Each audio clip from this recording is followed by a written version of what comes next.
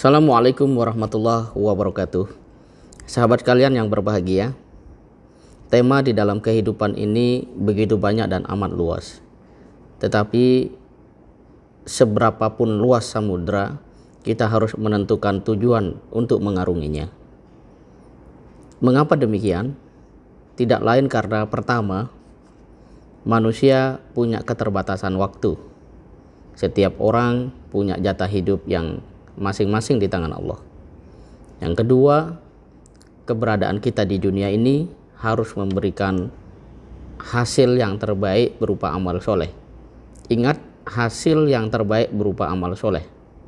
Jadi bukan kekayaan-kekayaan yang menipu, apalagi menjadikan manusia hilang kemanusiaannya. Yang ketiga, tidak lain karena kita memang dituntut untuk senantiasa istiqomah di jalan Allah Subhanahu wa Ta'ala. Dengan demikian maka yang sangat penting diperiksa di dalam diri kita adalah siapa sebenarnya diri kita. Untuk mengetahui siapa diri seseorang, dia perlu melakukan dua pendekatan. Pertama adalah pendekatan empiris, berupa dia misalnya adalah bangsa Indonesia, dia berbahasa Indonesia, dia seorang muslim, dia ada di sebuah kota di Indonesia, atau dia adalah anak dari A, B, dan C misalnya ya. Yang kedua adalah pendekatan substansi, bahwa siapa yang menciptakan manusia itu, untuk apa manusia ini hadir, dan apa yang semestinya dilakukan oleh manusia itu. Jadi semakin kita mengenal tentang diri kita sebagai manusia, baik secara fenomena maupun nomena, ya, maka kita akan semakin mengerti tentang apa yang harus menjadi concern kita di dalam kehidupan ini. Yang kedua, semakin seseorang mengerti apa yang harusnya dia kerjakan, dia lakukan, dia utamakan, dia prioritaskan, bahkan dia perjuangkan, maka dia akan semakin mengerti tentang bagaimana mengisi kehidupan ini dengan sebaik-baiknya. Mengapa ada orang dengan usia sampai 25 tahun dan dia masih bertemu dengan kebingungan di dalam hidupnya? Itu tidak lain karena dia belum mengenal dirinya secara baik, baik secara nomena maupun fenomena dengan dua pendekatan tadi.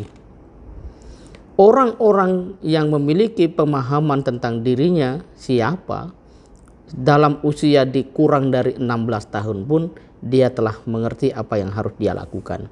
Itu adalah sosok-sosok anak muda yang ada di sekeliling Rasulullah SAW.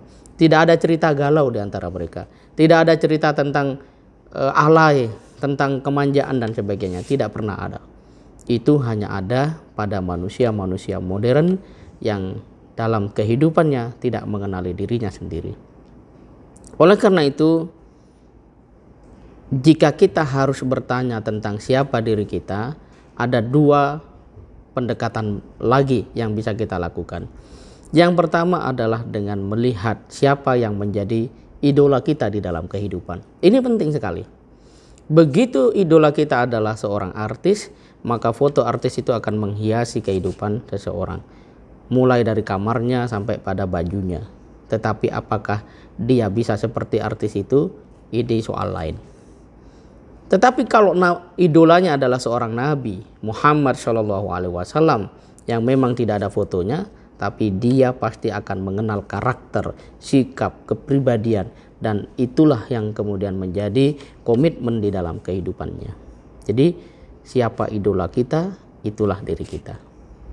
Yang kedua, kita bisa melihat sebenarnya kita ini mencintai apa, menyukai apa, paling senang melakukan apa, yang paling sering dipikirkan dalam kehidupan ini apa.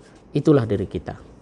Kalau yang sering kita pikirkan adalah tentang kehidupan masyarakat, nasib umat, bangsa dan negara, maka kita adalah pemimpin dan kita bertindak dan berkorban dengan itu. Tetapi semakin kita melihat bahwa dalam hidup ini yang terpenting adalah diri sendiri, maka kita adalah manusia yang, kalau kata Adian Husaini, itu sudah kalah dari seekor monyet. Jadi temukan itu segera. Dan yang manfaat yang bisa kita ambil dari hal itu adalah kita akan mengenali diri sendiri, sehingga kita tidak perlu meniru apapun juga. Satupun yang akan kita tiru adalah kebaikan Rasulullah Muhammad SAW. Ada sebuah ungkapan menarik bahwa dari pohon mangga jangan diminta buah rambutan, tetapi jadikan setiap pohon menghasilkan buah yang manis. Itu berarti bahwa siapapun diri kita, dari manapun kita berasal, dimanapun kita tinggal, kalau unsur tadi ada di dalam diri kita, maka insya Allah kehidupan ini akan membahagiakan dan mendatangkan maslahat bagi sesama. Inilah yang harus kita lakukan wahai kaum muda. Semoga Allah Subhanahu wa taala membimbing kita semua menuju jalan kebaikan, kemaslahatan dan keberkahan. Kita jumpa lagi pada edisi berikutnya. Terima kasih. Assalamualaikum warahmatullahi wabarakatuh.